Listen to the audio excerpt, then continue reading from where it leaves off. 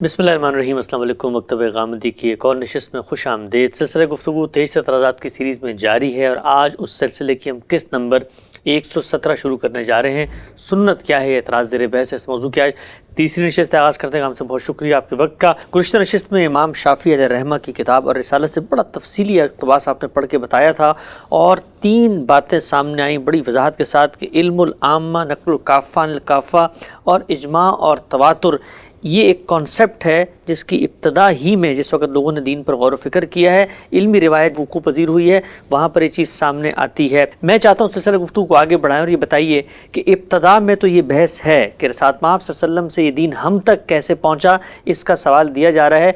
क्या उम्मत की जो इल्मी रिवायत आगे बढ़ी है उन्होंने इस नुक्ता नज़र को, इस कॉन्सेप्ट को इसी तरह से अप्रिशिएट किया है और क्या इसी तरह से बयान किया है जिस तरह आप अपनी किताब मीज़ान में लिखते हैं? बहुत सही फरमाया आपने कि हम जिस चीज़ पर गुफ्तगू कर रहे हैं वो रिसालत मआब सल्लल्लाहु अलैहि वसल्लम से ये दीन किस ज़रिए से मुंतकिल हुआ है उसकी तनकीह है।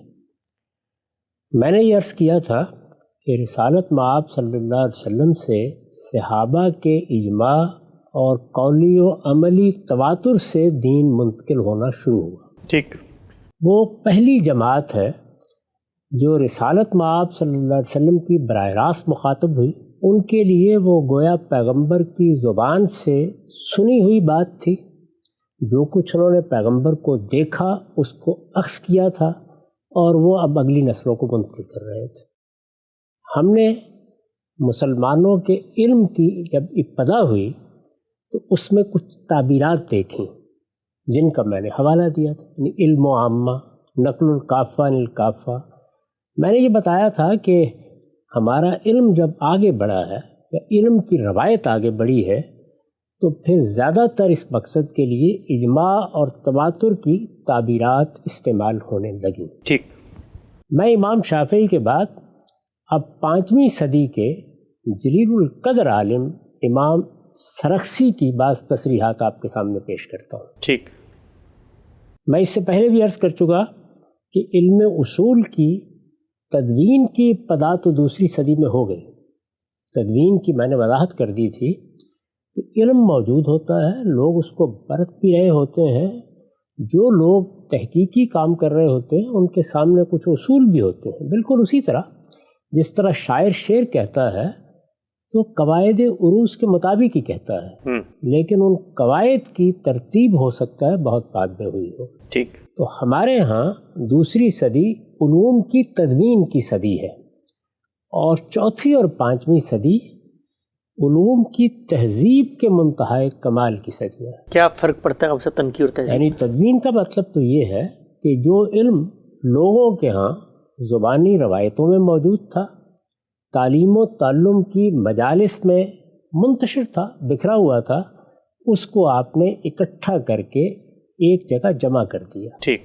उसको एक किताब की सूरत दे दी, एक मकाले की सूरत दे दी, उसकी तब्वीब कर दी, चीज़ों को आपने उनकी जगह पर रख दिया। लेकिन हर इल्म में फिर तहजीब का दौर होता है। तहजीब का मतलब ये है कि अब जो कुछ हमारे सामने आ गया है हम उसकी तनकीह करेंगे, कॉम्प्रिहेंसिव प्रेजेंटेशन, उसको देखेंगे, उसमें जो इस्तिलाहात या ताबीरात इख्तियार की गई हैं उनको जांच परख कर बेहतर बनाएंगे। हम जिस चीज़ को पेश कर रहे हैं उसकी पेशकश के असालीब को मुतय्यन करेंगे, उनमें एक ख़ास तरह की प्रेसिजन पैदा करेंगे और उनको ज़्यादा काबिल फ़हम बना देंगे। ठीक। ये 2 सदियाँ मैंने आपसे अर्ज़ किया कि हमारे उलूम की तहजीब की सदियाँ हैं और इमाम सरख्सी इसमें गैर मामूली शख्सियात में से है। एक जलीलुल क़द्र फ़क़ीह, इल्म उसूल के एक बड़े इमाम, उनकी उसूली से मैं आपके सामने उनकी तनकीहात रख देता हूँ। उन्होंने जो फ़सल कायम की है उसका उन्वान है फ़सल फ़ी बयान हद्दिल मुतवातिर, यानी अब ताबीर क्या है? मुतवातिर। वो इल्म जो तवातुर से नकल हो रहा है, वहाँ सहाबा का वो अमूमी इल्म था। यानी इमाम शाफ़ी तो ये कह रहे थे कि सहाबा किराम की जमात, उसके बाद ताबईन की जमात, उसके बाद तबा ताबईन की जमात, जो उनका दौर है वो नुज़ूल की तरतीब से उसको देख रहे हैं, उसके हर शख्स के इल्म में है ये चीज़। یعنی وہاں تو یہ کہنے کی بھی ضرورت نہیں تھی کہ ایک بہت بڑی جماعت، ایک بڑی تعداد اس کو آگے نقل کر رہی ہے۔ اس زمانے میں بھی ہم کہہ سکتے ہیں کہ تمام مسلمان نہیں بلکہ ان کی ایک بہت بڑی تعداد، غیر معمولی تعداد ایک چیز کو نقل کرتی ہے، کیونکہ بعد کی صدیوں میں یہ دعویٰ مشکل ہو جاتا ہے کہ ہر شخص اس سے واقف ہے۔ تو اب یہ متواتر کی تعبیر اختیار کر رہے ہیں اور یہ بتا رہے ہیں کہ یہ علم جس کو ہم متواتر علم کہتے ہیں، یہ ہم ائمہ اصول کی تعبیر کے مطابق ہے کیا؟ میں نے عرض کیا تھا کہ میں نے خود اپنی کتاب میزان میں جو الفاظ اختیار کیے ہیں وہ یہی ہیں۔ جی میں ایک مرتبہ اس سے پہلے کہ امام سرخسی کی عبارت آپ کے سامنے رکھوں وہ الفاظ دوبارہ پڑھ دیتا ہوں۔ جی میں نے یہ لکھا ہے کہ یہی قانون و حکمت وہ دین حق ہے جسے اسلام سے تعبیر کیا جاتا ہے۔ یہ یاد ہوگا کہ اللہ تعالیٰ کی جو ہدایت پیغمبروں سے ملی ہے اس کے دو اجزاء بیان کیے گئے تھے، ایک قانون اور دوسرے حکمت۔ اس کے مجموعے کا نام اسلام ہے۔ اس کے باخذ کی تفصیل ہم اس طرح کرتے ہیں کہ رسول اللہ صلی اللہ علیہ وسلم سے یہ دین آپ کے صحابہ کے اجماع اور قولی و عملی تواتر سے منتقل ہوا، یعنی صحابہ کا اجماع بھی ہے اور ان کا قولی و عملی تواتر بھی ہے۔ یہ ذریعہ علم ہے جس کا میں تعارف کرا رہا ہوں، یہ بتا رہا ہوں کہ یہ سب سے بڑا ذریعہ علم ہے، سب سے متحقق ذریعہ علم ہے، سب سے مستند ذریعہ علم ہے۔ اسی سے در حقیقت تاریخ کے حقائق اصلاً منتقل ہوتے ہیں، یہ بتا رہا ہوں۔ تو اب دیکھیے کہ اسی بات کو امام سرخسی کس طرح بیان کرتے ہیں۔ یہ اصول ہے ان کی اور میں اس کے صفحہ 282 سے پڑھ رہا ہوں۔ وہ یہ کہتے ہیں کہ وہ حد و ذالک، یعنی یہ جو متواتر علم ہے جس کا میں نے تعارف کرا دیا، اس کی تعریف کیا ہے، کیا علم ہوتا ہے یہ؟ وہ حد و ذالک ان ینقلہ قوم لا یتوخم اجتماعہم و تواتوہم علی الکذب۔ یہ وہ علم ہے کہ اس کو ایک بڑی جماعت منتقل کرتی ہے، ایک قوم منتقل کرتی ہے۔ ان ینقلہ قوم، کیسی بڑی جماعت؟ ایسی بڑی جماعت کہ جس کے کسی جھوٹ پر جمع ہونے، جھوٹ پر اتفاق کر لینے کا خیال نہ کیا جا سکتا۔ یعنی یہ کسی کے وہم میں بھی نہ آئے کہ اتنی بڑی جماعت اس کثرت کے ساتھ موجود اور یہ سب مل کے کوئی جھوٹ گھڑ لیں گے، یہ کسی جھوٹ پر موافقت کر لیں گے، اس کا تصور نہ کیا جا سکتا ہو، یعنی لا یتوخم، یہ متصور نہ ہو سکتا ہو۔ کیوں؟ لکثرت عددہم و تباین امکنتہم، اس لیے کہ ایک تو تعداد بہت زیادہ ہوگی، ٹھیک، اور دوسرے یہ کہ وہ تعداد کسی ایک جگہ جمع نہیں ہوئی۔ اچھا، کوئی لشکر نہیں ہے کہ ایک جگہ میدان میں بیٹھا ہوا ہے، مل کے سازش کر لی ہے انہوں نے۔ اچھا، مختلف جگہوں میں، مختلف علاقوں میں، مختلف قبیلوں میں ہیں، جہاں تہاں منتشر لوگ ہیں، اتنی بڑی تعداد ہے۔ اور یہ جس وقت لکھ رہے ہیں اس وقت جانتے ہیں کیا ہو چکا ہے، یعنی مسلمانوں کی سلطنت 3 براعظموں کی سرحدوں کو چھو رہی ہے۔ وہ مختلف علاقوں میں پھیل چکے ہیں، صحابہ بھی گئے ہیں، تابعین بھی گئے ہیں، تبع تابعین بھی گئے ہیں، نسلاً بعد نسلاً وہ اس علم کو منتقل کر رہے ہیں۔ ان میں سے وہ بھی ہیں کہ جو کہیں ہسپانیہ میں، وہ بھی ہیں کہ جو ہمارے بر صغیر میں پہنچے ہوئے ہیں، وہ بھی ہے جو وسط ایشیا میں ہے۔ اتنی بڑی تعداد میں یہ لوگ مختلف علاقوں میں، 2 چیزیں انہوں نے بیان کی، لکثرت عددہم و تباین امکنتہم، یعنی ایک طرف تعداد اتنی زیادہ، ہزاروں لاکھوں بلکہ اب تو کروڑوں تک پہنچ رہے ہیں، اور دوسرے کیا ہے، ان کے علاقے مختلف۔ اتنا تفاوت ہے کہ ان کے مل کر ایک جگہ جمع ہونے اور کوئی سازش کر لینے کا عقلاً تصور ہی نہیں کیا جا سکتا۔ ٹھیک، پھر صرف یہ نہیں کہ وہ اس زمانے میں ہے، یعنی امام سرخسی کا زمانہ، یہ 5ویں صدی، وہ کہتے ہیں قوم مثلہم ہاکذا، یعنی یہ اس وقت اتنی بڑی جماعت ہے، اتنے مختلف علاقوں میں ہے، یہی جماعت اتنی بڑی تعداد میں اس سے پہلے بھی اسی طرح موجود رہی، یعنی یہ ایک کے بعد دوسری نسل سے بالکل انہی شرائط کے ساتھ منتقل کرتے چلے جائیں، یعنی واقعہ آج نہیں ہوا، پیچھے چلا آ رہا ہے، یعنی پیچھے سے چلا آ رہا ہے۔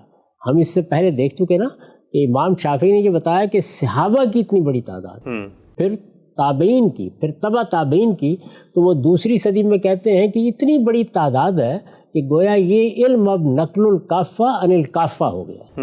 مسلمانوں کی ساری جماعت، ان کے عوام، وہ سب لوگ کہ جن میں سے کسی عاقل بالغ کے لیے اس سے ناواقف ہونا متصور ہی نہیں، وہ اس کو منتقل کر رہے ہیں۔ یہ اپنے زمانے میں کیا کہہ رہے ہیں؟ یہ کہہ رہے ہیں کہ بہت بڑی مسلمانوں کی تعداد مختلف علاقوں میں، مختلف ملکوں میں، یہاں تک کہ بر اعظموں میں پھیلی ہوئی ہے، اور وہ اس کو منتقل کر رہی ہے، اور یہ سلسلہ اوپر تک جا رہا ہے۔ یعنی وہاں کیا تھا؟ اوپر سے نیچے کی طرف آ رہا ہے، یہاں کیا ہے؟ نیچے سے اوپر کی طرف جا رہا ہے۔ تو کہتے ہیں کہ یہ اسی طرح ہے، اِلَىٰ أَن يَتَّصِلَ بِرَسُولِ اللَّهِ صلی اللہ علیہ وسلم، یہاں تک کہ وہ اس کو نقل کرتے چلے جائیں، اسی طرح نقل کرتے جائیں، اتنی بڑی تعداد میں نقل کرتے جائیں، اور یہ معاملہ رسول اللہ صلی اللہ علیہ وسلم تک جا کے مل جائے، متصل ہو جائے۔ یہ آپ کے علم میں ہے نا کہ اتصال کی بحث سب سے اہم بحث ہوتی ہے تاریخ کے منتقل ہونے میں۔ یعنی اگر اس میں انقطاع واقع ہو گیا تو پھر اس کے بارے میں کچھ نہیں کہا جا سکتا۔ کسی زمانے میں ایک پوری قوم تھی بنی اسرائیل کی، لیکن ایک عہد ایسا آ گیا کہ جس میں وہ دنیا میں بکھر گئے، ان کے مابین کوئی رابطہ نہیں رہا، تو اب وہاں کی تاریخ جس علاقے میں وہ رہتے تھے ضروری نہیں کہ اب متصل ہو سکے۔ ٹھیک ٹھیک ٹھیک۔ تو یہاں کیا ہے؟ یعنی رسالت بآب صلی اللہ علیہ وسلم تک یہ اسی طریقے سے اوپر جا کر سلسلہ متصل ہو جاتا ہے، یہ وہ بیان کر رہے ہیں۔ پھر کہتے ہیں کہ یہ اتصال کتنا غیر معمولی ہے، یہ اتصال کو سمجھ لیجیے بہت اچھی طرح۔ فَيَكُونُ أَوَّلُهُ كَآخِرِهِ وَأَوْسَطُهُ كَطَرْفِهِ ہے، یعنی یہ اتصال اس طرح کا ہونا چاہیے کہ اس کا جو اول ہے وہ آخر کی طرح ہو۔ یعنی اول کیا ہے؟ صحابہ کا دور، آخر کیا ہے؟ امام سرخسی کے زمانے میں ان کا دور، ہمارے زمانے میں ہمارا دور۔ ٹھیک۔ تو اول اور آخر کو ایک ہی طرح ہونا چاہیے۔ یہ انہوں نے تعبیر اختیار کی نا، قوم مثلہم، ٹھیک، یعنی جس طرح یہ اب بڑی تعداد میں ہیں اور مختلف علاقوں میں بکھرے ہوئے ہیں، پہلے دور میں بھی ایسے ہی ہونا چاہیے۔ ٹھیک۔ اولہ کا آخر ہی، پھر کہتے ہیں وہ اوسط ہو کا طرف ہے، اور جو درمیان کا زمانہ یعنی اول اور آخر اور درمیان کا زمانہ یہ طرفین کے مطابق ہونا چاہیے، یعنی یہ اول کے بھی مطابق ہونا چاہیے اور آخر کے بھی مطابق ہونا چاہیے۔ تو یہ چیز ہے جس کو انہوں نے اتصال سے تعبیر کیا ہے، یعنی یہ علم اس وقت اگر ایک بہت بڑی تعداد منتقل کر رہی ہے اور اپنے علاقوں کے تباین کے باوجود منتقل کر رہی ہے، تو یہی سلسلہ اول میں بھی، آخر میں بھی اور اوسط میں بھی ایسے ہی ہونا چاہیے۔ ٹھیک۔ اچھا، ہم سے بھی انہوں نے کہا کہ صحابہ کے دور میں بھی یہی چیز ہوگی جو آج ہے، آج بھی وہی چیز ہے جو صحابہ کے دور میں تھی، کوئی ڈسکنٹینیو نہیں اس میں۔ تو یہ جب فرمایا انہوں نے کہ کثرت عدتہم و تباین امکنتہم، تو صحابہ کے دور میں تو تباین امکنہ نہیں تھا، وہ تو سب ایک ہی جگہ پہ موجود تھے۔ اس کو وہ آگے بیان کریں گے۔ اچھا، اور میں انہی کے الفاظ میں آپ کے اس سوال کا جواب بھی دے دوں گا۔ ٹھیک۔ وہ آگے جا کے لکھتے ہیں وَذَلِكَ نقل اعداد الرکعات، جس طرح امام شافعی نے مثالیں دی تھیں وہ بھی اب مثالیں دے رہے ہیں۔ یہ کہہ رہے ہیں کہ یہ علم چند مثالوں سے سمجھا جا سکتا ہے۔ جیسے مسلمان نماز پڑھتے ہیں، 4 رکعت ظہر پڑھنی ہے، 2 رکعت فجر پڑھنی ہے، یہ جو نمازوں کی رکعتیں ہیں یہ اسی طرح نقل ہوئی، یہ کہیں قرآن میں بیان نہیں ہوئی، اسی طرح نقل ہوئی ہیں۔ وَأَعْدَادِ الصَّلَوَاتِ الْخَمْسِ، اور یہ جو 5 نمازیں ہیں یعنی 5 نمازیں ہی ہیں، یہی ہم پر فرض کی گئی ہیں، یہ فجر کی نماز ہے، یہ ظہر کی ہے، یہ عصر کی ہے، یہ مغرب کی ہے، یہ عشاء کی ہے، یہ بھی اسی طرح نقل ہوئی۔ وَمَقَادِيرِ الزَّکَاۃ، زکوٰۃ کی شرح 2.5% ہے، 5% ہے، 10% ہے، 20% ہے، اسی طرح نقل ہوئی ہے۔ وَالدِّیَات، اور یہ کہ دیت میں کیا ادا کرنا ہے، یعنی دیت قتل نفس میں بھی ہوتی ہے اور جراحات میں بھی ہوتی ہے، کسی نے کسی کی انگلی توڑ دی، کسی نے کسی کی ناک کاٹ دی، اس میں کیا ہوگی، یہ سب چیزیں کس نسبت سے ہوں گی، یہ بھی رسالت مآب صلی اللہ علیہ وسلم سے اسی طرح نقل ہوئی ہیں۔ وما اشبہ ذالک، اور وہ سب چیزیں جو اسی طرح کی، اسی طرح سے مراد یعنی وہ چیزیں مسلمانوں کے ایک ایک فرد سے متعلق تھیں، وہ دین کی بنیاد تھیں، وہ دین کے مستقل بذات احکام تھے وہ اسی طرح منتقل ہوں گے۔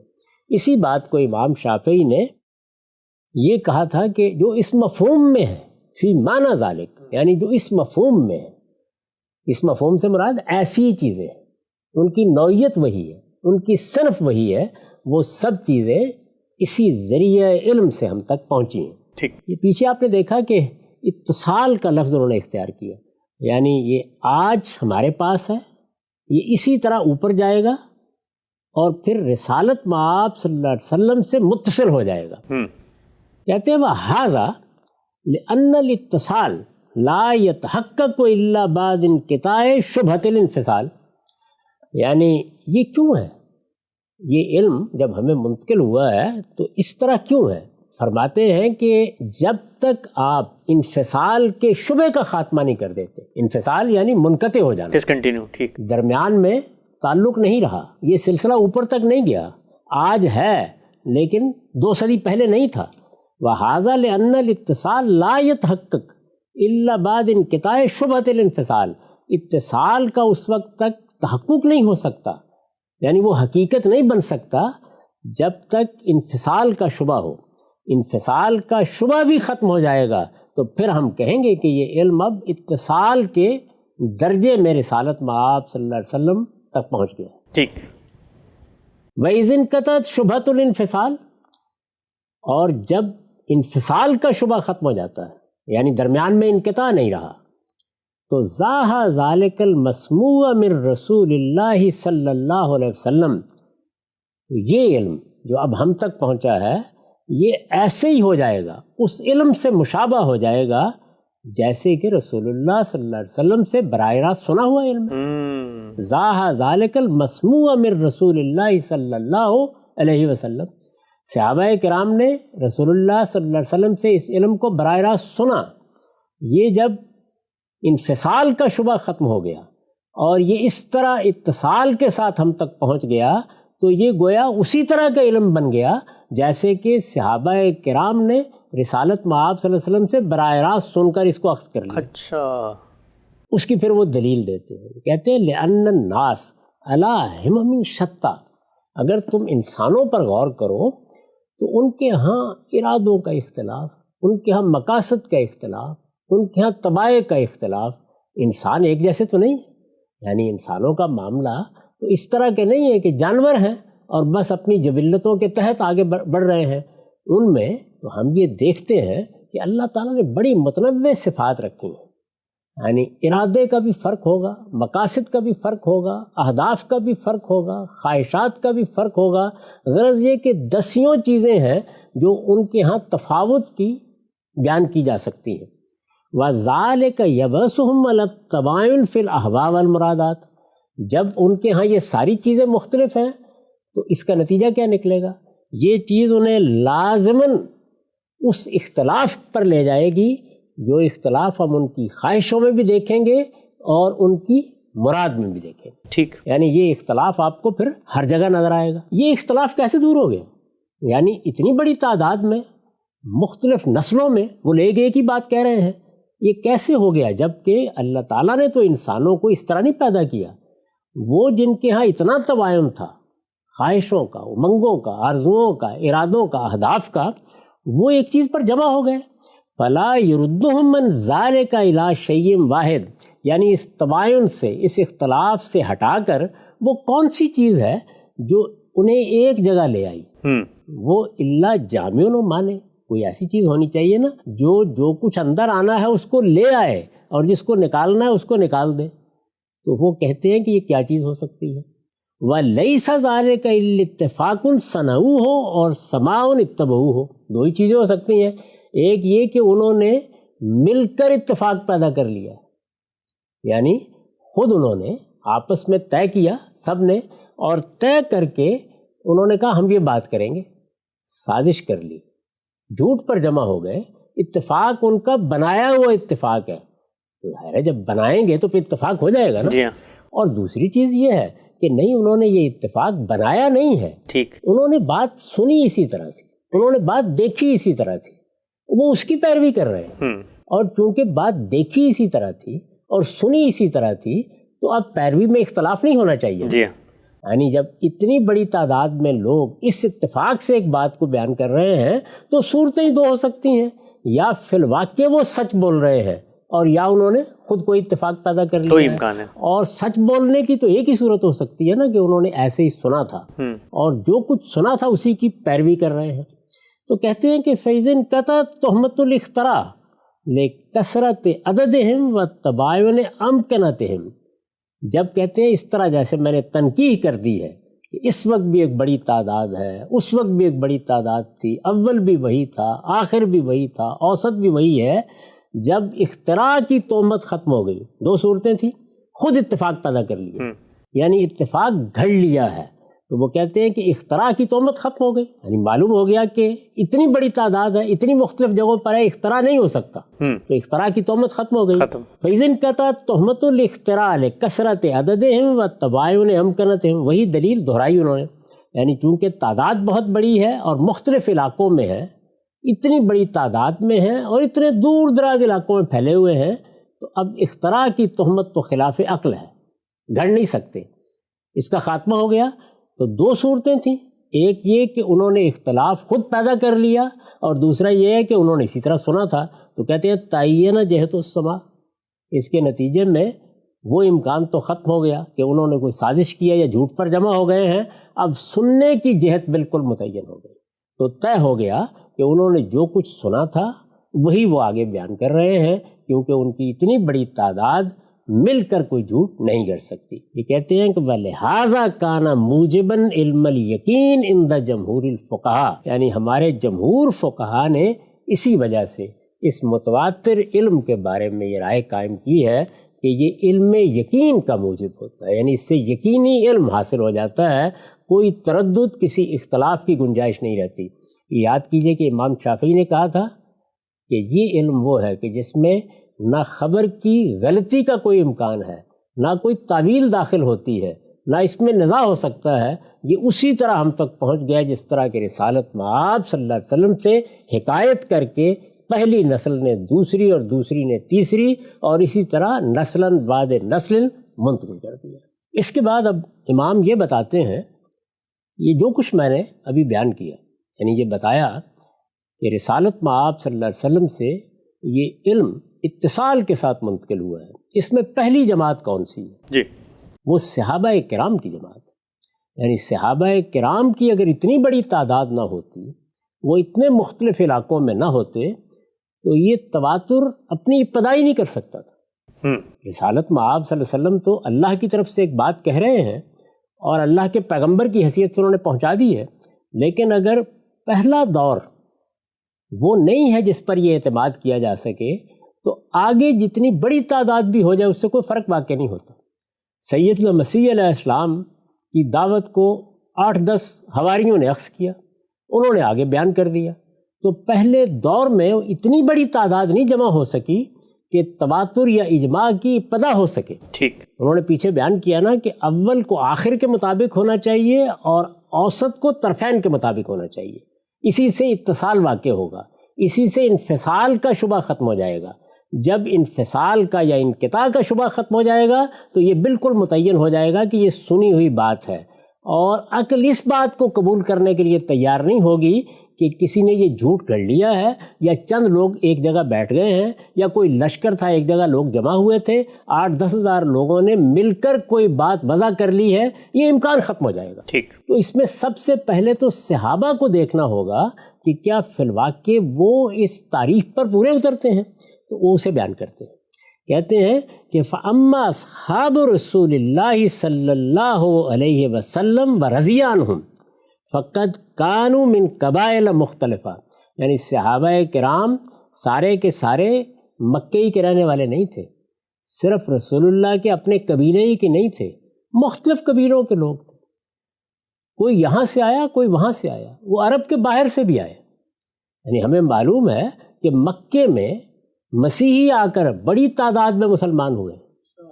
مختلف علاقوں میں لوگ آتے تھے، ایمان لاتے تھے، چلے جاتے تھے، دیہاتوں میں رہ رہے ہیں اور وہ مختلف قبیلوں سے تعلق رکھتے ہیں. اس وقت بھی صحابہ کی جماعت کے بارے میں جو تاریخی معلومات ہیں ایک نظر ڈال کے دیکھ لیں، ہزاروں کی تعداد میں مختلف قبیلوں کے لوگ ہیں. فاما اصحاب رسول اللہ صلی اللہ علیہ وسلم ورضی عنہم فقط کانوا من قبائل مختلفہ، یہ معلوم ہے، یہ متحقق ہے کہ وہ مختلف قبیلوں سے تھے. وَكَانُوا عَدَدًا لَا يُتَوَخُّمُ اجْتِمَاعُهُمْ وَتَوَاطُؤُهُم عَلَى الِاخْتِرَاءِ عَادَةً، اور اتنی بڑی تعداد میں تھے کہ اس کا کسی اختراع پر، یعنی کوئی چیز اپنے طور پر گھڑ کے آگے بھیج دینے پر اتفاق نہیں ہو سکتا. لا يتوخم اجتماعهم وتواتؤهم على الاختراع، یعنی اس میں وہ اس سوال کا جواب دے رہے ہیں، اس سے پہلے بھی انہوں نے اس کی وضاحت کی ہے کہ کسی کے گھڑنے کے لیے عقلاً وہ حالات ہونے چاہیے نا. تھوڑی سی تعداد ہے، بیٹھ کے گھڑ لے گی کوئی بات. ایک ہی جگہ ہے لوگ، تعداد تو بڑی ہے، وہ کوئی چیز سازش کر کے اختیار کر لیں گے. اس کو اختراع کے لفظ سے انہوں نے تعبیر کیا ہے، اپنے طور پر کوئی چیز گھڑ لینا، کوئی چیز خود وضع کر لینا. تو آپ یہ کہتے ہیں کہ وہ اتنی بڑی تعداد میں تھے، یعنی صحابہ ہی، آگے تو پھر نسلوں میں لاکھوں کروڑوں لوگ ہوئے. آج بھی مسلمانوں کی تعداد 1.5 ارب سے زیادہ ہے، لیکن صحابہ کی تعداد بھی اتنی زیادہ تھی کہ ان کے بارے میں عقل یہ مان نہیں سکتی، کسی کے لیے یہ تصور کرنا ممکن نہیں ہو سکتا کہ وہ کسی اختراع پر جمع ہو جائیں گے، اس پر موافقت کر لیں گے، کسی جھوٹ پر موافقت کر لیں گے. عادتاً یعنی جو علم و عقل کے مسلمات ہیں، جن کی روشنی میں ہم انسانوں کے بارے میں چیزوں کا استقراء کرتے ہیں، وہ اس کو مانتے نہیں ہیں. لکثرت ہے، اس لیے کہ تعداد بہت زیادہ ہے.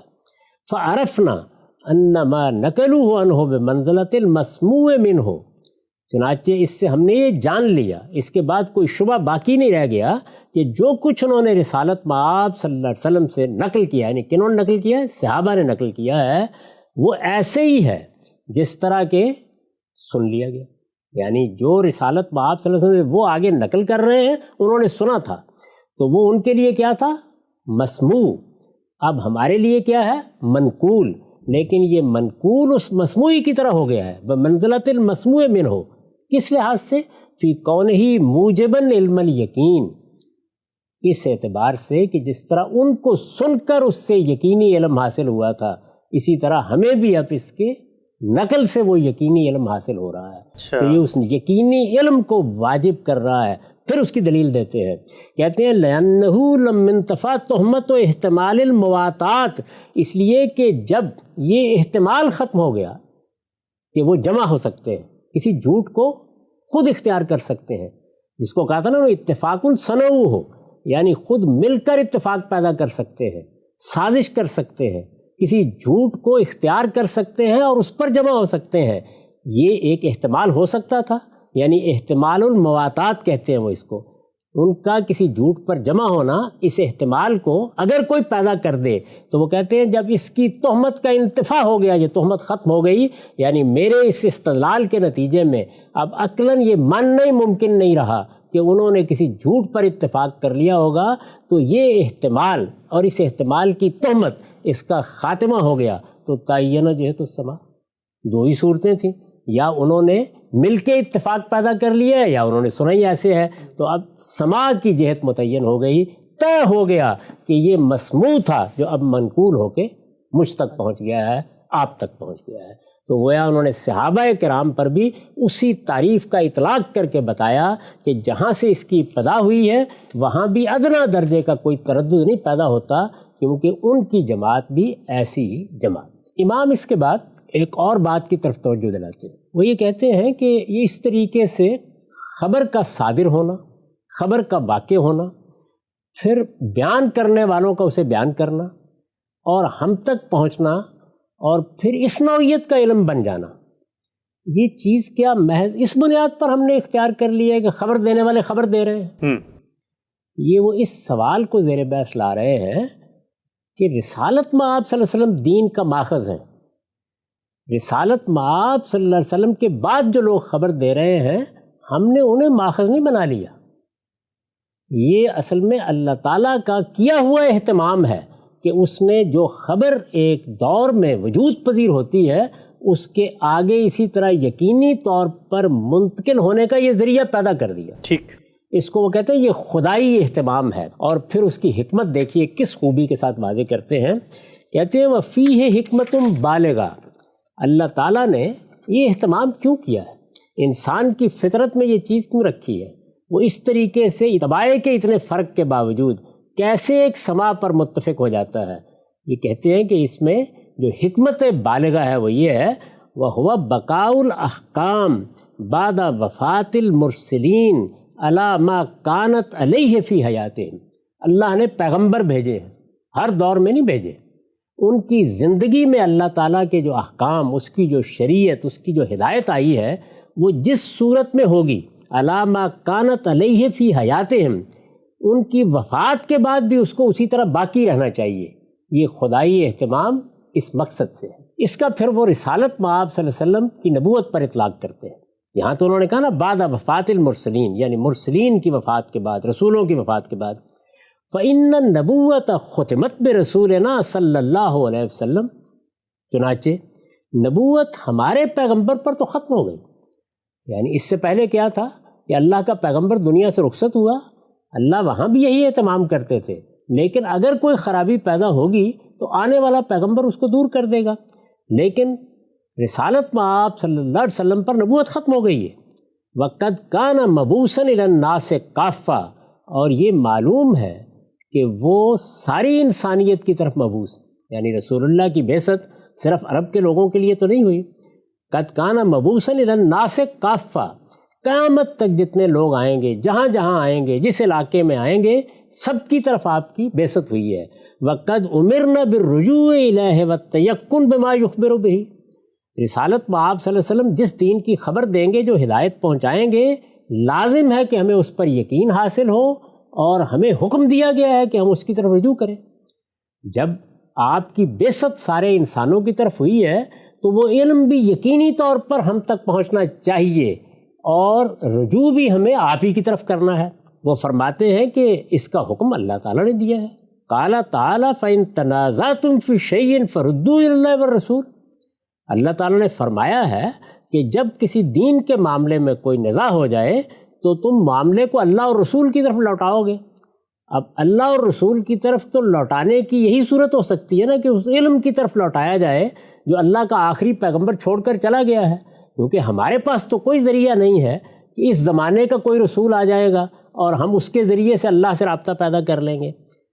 فرماتے ہیں وَحَاذَا الْخِطَاب، یعنی جب اللہ نے یہ کہا کہ اللہ اور رسول کی طرف لوٹاؤ تو یہ خطاب يَتَنَاوَلُ الْمَوْجُودِينَ فِي أَسْرِهِ، اس میں وہ لوگ تو شامل ہیں ہی جو رسالت مآب صلی اللہ علیہ وسلم کے زمانے میں تھے، انہی کو حکم دیا گیا ہے۔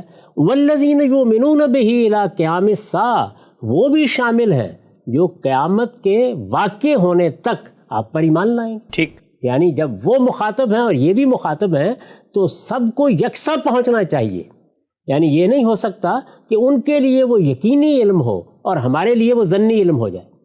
وَمَعْلُومٌ أَنَّ الطَّرِيقَ فِي الرُّجُوعِ إِلَيْهِ لَيْسَ إِلَّا الرُّجُوعُ إِلَى مَا نُقِلَ عَنْهُ بِالتَّوَاتُرِ، اب وہ کہتے ہیں کہ اب اس یقین کے ساتھ اللہ کے پیغمبر کی طرف رجوع کی ایک ہی صورت ہے، اور وہ یہ کہ ہم اس چیز کی طرف رجوع کریں جو رسالت مآب صلی اللہ علیہ وسلم سے تواتر کے ساتھ نقل ہوئی، یعنی اور کوئی صورت اب باقی نہیں رہی۔ پھر سنیے، وَمَعْلُومٌ أَنَّ الطَّرِيقَ فِي الرُّجُوعِ إِلَيْهِ لَيْسَ إِلَّا الرُّجُوعُ إِلَى مَا نُقِلَ عَنْهُ بِالتَّوَاتُرِ، یعنی اب میرے لیے کوئی اور صورت باقی نہیں رہی کہ میں اللہ کے اس حکم کے امتثال میں کہ میں اللہ کی طرف رجوع کروں اور اللہ کے رسول کی طرف رجوع کروں، میں اس چیز کی طرف رجوع کروں جو تواتر کے ساتھ نقل ہو رہی ہے۔